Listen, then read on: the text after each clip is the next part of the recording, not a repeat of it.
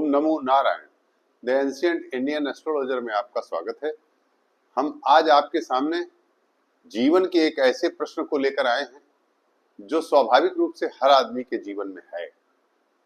हमारे दर्शक दीर्घा, हमारे ज्योतिष बंधु सभी के सामने ये प्रश्न खड़ा होता होगा।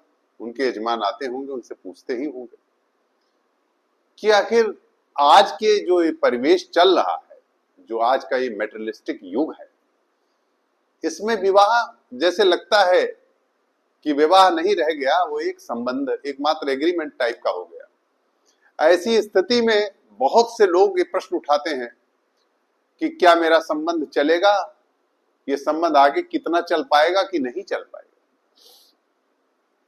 इस पर कई मत हैं। इसमें नमाज देखना बहुत आवश्यक है, क्योंकि जीवन साथी के लिए नमांशा ही कहा गया है। पाराशर जी ने कहा है नमाज के साथ साथ लग्न कुंडली भी देखना आवश्यक है और साथ में नमाज देखना आवश्यक है।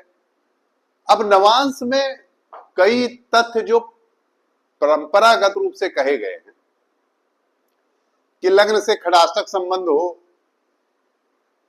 और इस तरह से आपस में लगने सप्तमेश खड़ाष्टक बैठा हो, ये सब एक है, ये भी है। पर बहुत से ऐसी बारीकियां हैं जिन्हें हम एक एट ए ग्लास जो प्रथम दृष्टया उसे अवॉइड कर देते हैं। आज मैं उसी पहलू को आपके सामने निकाल के लाया हूं, जिसमें प्रेम की तो अत्यधिक, मतलब आप समझिए कि उसके जीवन में प्रेम बहुत है, बहुत सी। अगर वो स्त्री है तो पुरुषों का है, पुरुष है तो स्त्रियां हैं, परंतु विवाह नहीं हो पाए। विवाह हुआ भी तो सफल नहीं हुआ, बस कुछ चला ही नहीं, उसको कहिए नहीं। आज हम इस चीज को इसलिए रख रहे हैं कि आपने इस बात को देखा भी होगा, महसूस किया होगा कि जब हम लग्न कुंडली उठाते हैं तो उसका जो पंचम स्थान है उसे प्रेम की संज्ञा दी गई, प्रेमी और प्रेमिका का स्थान माना गया है। 7th हाउस को पत्नी का स्थान माना गया है। इस प्रकार से हम आज आपके सामने ठीक इसी लग्न को, चूंकि हमारा एक ऑब्जर्वेशन है, वो हमने पाया है, इसलिए उसी पर हम विचार करेंगे। हमने आज एक शीर्षक लिया है। आज का जो हमारा टाइटल है, जो हमारा शीर्षक है, वो है जन्म लग्न। जन्म लग्न व नवांश लग्न में संबंध के कारण गृहस्थ सुख नहीं, परंतु अन्य कोई कमी नहीं। मतलब वो और सब सुख रहेगा, क्योंकि नवांश भाग्य भी है और लग्जरियस लाइफ भी है, लेकिन बस ग्रह सुख नहीं देता है। उसमें कारण क्या है? नवांश लग्न सप्तम या पंचम, यानी लग्न से, व नवांश लग्न लग्नेश तथा लग्न लग्नेश पीड़ित। पहली चीज जो हमने दी है कि लग्न से, जो आपकी लग्न कुंडली है, जन्म कुंडली है, उससे आपके जीवन साथी की कुंडली का, जो आपकी लग्न कुंडली है, उससे आपका नवांश यदि पंचम या सप्तम है। देखिए, यह सिद्धांत हमारा अगर देखा जाए तो सिद्धांततया नहीं कहा जा सकता, क्योंकि केंद्र का संबंध हुआ, उधर त्रिकोण का संबंध हुआ। लग्न कुंडली से यदि नवांश लग्न सप्तम या पंचम हो तो, और लग्न लग्नेश तथा नवांश लग्नेश पीड़ित हो, तो निश्चित रूप से वह विवाह नहीं होता। उनके जीवन में वैवाहिक सुख रहता ही नहीं है, गृहस्थ सुख नहीं रहता। गृहस्थ सुख शब्द ये है, ध्यान दीजिएगा। स्त्री सुख और उस सुख की कमी नहीं मैं कह रहा हूं, लेकिन मेन जो मेरा पॉइंट है, गृहस्थ सुख अर्थात एक ideal family, ideal wife and husband and wife, यह जीवन में इसका सुख नहीं रहता है। देखिए, हमने सबसे पहले कुंडली ली है, इसी में आज समझाने के लिए हमने रेखा जी की कुंडली ली है, जो एक सफल अभिनेत्री रही है और मशहूर अभिनेत्री है। इनके बारे में आप सभी लोग जानते हैं कि इनका एक विवाह हुआ था मुकेश अग्रवाल जी से, मगर वो आपके सामने ही है। आप देखिए, इनकी जो धनु लग्न है, लग्न में मंगल राहु है। अब लोग कह सकते हैं कमेंट में कि साहब मंगल और राहु साथ में बैठे हैं तो घनघोर मंगली है। केवल मंगली होना, मैं आज आपको बता दूं, बहुत से जातक मंगली होते हैं मगर उनका वैवाहिक जीवन सफल होता है। मंगल दोष विवाह के लिए कारक बहुत ज्यादा नहीं है परेशान करने के लिए, मैं आज बता दूंगा। तो खैर, इनका मंगल राहु लग्न में, तृतीय चंद्रमा, सप्तम में केतु, अष्टम में बृहस्पति और दसम में सूर्य, बुध और शनि एकादश भाव और द्वादश में शुक्र। अब देखिए नवांश लग्न, जैसा कि मैंने सिद्धांत दिया है, लग्न से पंचम या सप्तम, देखिए नवांश धनु लग्न से पंचम भाव, ये देखिए ये उठ करके नवांश लग्न में यहां आ रहा है, एकदम लग्न बन रहा है। नवांश लग्न, लग्न का जन्मांग लग्न का पंचम भाव नवांश लग्न का लग्न बन गया। और शनि ने तीसरी दृष्टि से देखा अपने नीच स्थान, शनि यहां बैठे हैं, 1 2 3 नीच, यहां पर शनि की नीच दृष्टि पड़ रही, यानी लग्नेश, यानी नवांश लग्नेश, नवांश लग्न पीड़ित हो गया, पंचम उदय हुआ और नवांश लग्न पीड़ित भी हो गया। अब देखिए लग्न भी अगर हम देखें तो यहां लग्न भी देखिए 1 2 3 शनि से ही पीड़ित है यहां लग्न, यानी जन्म लग्न भी पीड़ित है और नवांश लग्न भी शनि से यहां पीड़ित है, ध्यान दीजिएगा। और एक चीज और, इसका भी जो लग्नेश है मंगल, वो राहु से पीड़ित है, 1 2 3 4 5। अब देखिए बृहस्पति से दृष्ट है, 1 2 3 4 5, तो शादी तो हुई, बिल्कुल फेरे हुए, पूरा वैवाहिक जो होता है हिंदू रीति रिवाज से सब हुआ, मगर कोई वैवाहिक सुख नहीं रहा इनको। क्यों? बृहस्पति की दृष्टि से तो हो गया, मगर राहु ने भी लग्नेश को, इसके लग्नेश को भी, नवांश लग्नेश को भी पीड़ित कर दिया। यहां नवांश लग्नेश भी पीड़ित और लग्न भी पीड़ित और पंचम लग्न उदय। ठीक, आइए अब हम आपको सलमान खान की कुंडली पर ले चलते हैं। सलमान खान, ध्यान दीजिएगा, ये भी बहुत बड़ी हस्ती हैं भाई, बहुत बड़े अभिनेता हैं, सेलिब्रिटी हैं। इनकी कुंडली भी आप देखिए, मैंने कहा है कि नवांश लग्न लग्नेश तथा नवांश लग्न यदि लग्न से सप्तम या पंचम, देखिए इनकी मेष लग्न की कुंडली है। यहां देखिए तुला लग्न का नवमांश, यानी 7वें भाव का ये नवमांश यहां उदय हुआ लग्न, ध्यान से देखिएगा। और मैं ये भी कहना चाहूंगा कि इनका जो लग्न है 1 2 3 4, देखिए ये पीड़ित हो रहा है मंगल से, पूरी तरह पीड़ित है।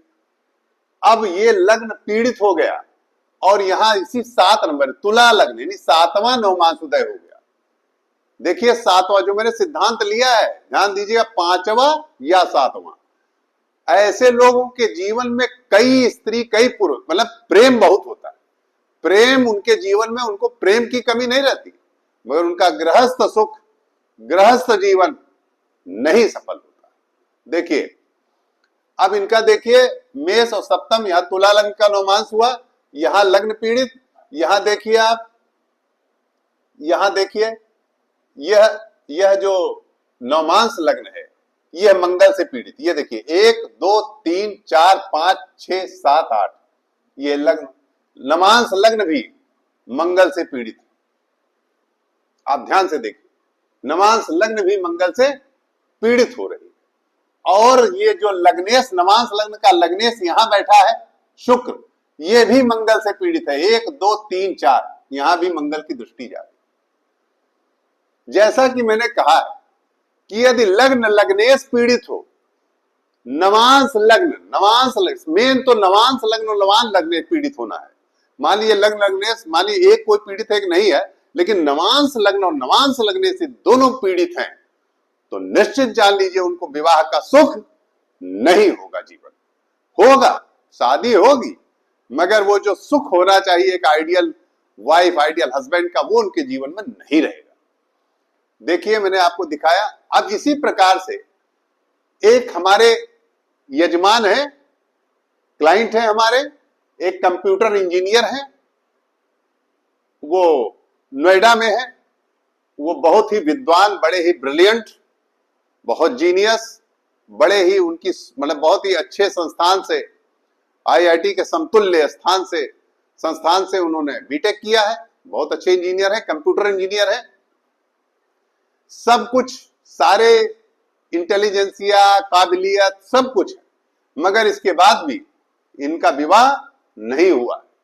देखिए, तुला लग्न की कुंडली है और तुला लग्न है यहां, और यहां पर 7वां लग्न, देखिए यहां नवमांश में 7वां लग्न उदय, देखिए नवमांश में 7वां लग्न उदय, यानी जैसे सलमान खान की कुंडली में मेष लग्न है और 7 तुला 7वां है, यहां तुला लग्न का नवमांश, उसी प्रकार से इनका जन्म लग्न तुला लग्न का है और इनका नवमांश मेष लग्न हो गया। देख लीजिए,